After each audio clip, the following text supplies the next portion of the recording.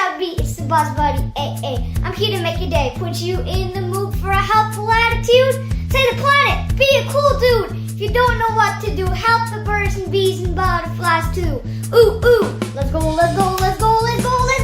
Boss Buddy! Bee balm. That's the balm of the bees. Boom. It's what the bees love to eat at crazy warp speeds. Oh, boom, zoom. It is a perennial that mainly attracts bees. But did you know it also attracts butterflies and birds? And they never fight. Sheesh, that's absurd. Give it more soil and partial shade or the sun, and then expect it to be pollinated when you're done, because you're dealing with a bee balm. It's the balm of the bees. Boom. It's what the bees love to eat at crazy warp speeds. Oh, boom, zoom. This plant's important for the bees and for you and me, because it makes delicious tea.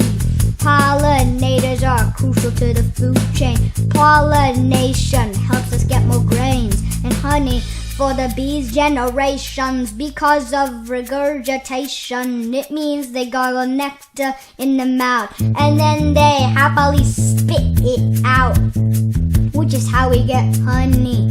And honey means money for beekeepers, but most importantly it is yummy for my tummy, honey bunny, all because bees have bee balm. It's the balm of the bees. Boom.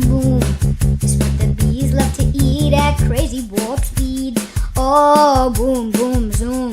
It comes in many colors such as purple, white, pink, and red, and even more than I just said. This plant can grow small, as in like 4 feet tall. Bee balm, it's the balm of the bees. Boom. It's what the bees love to eat at crazy warp speeds. So stop spraying chemicals and being a garden trader, cause you're not only hurting us, but also the pollinators, just like the bees, the big honey creators. So get out there and plant many bee balm. It's the balm of the bees. Boom. It's what the bees love to eat at crazy warp speeds. Oh, boom.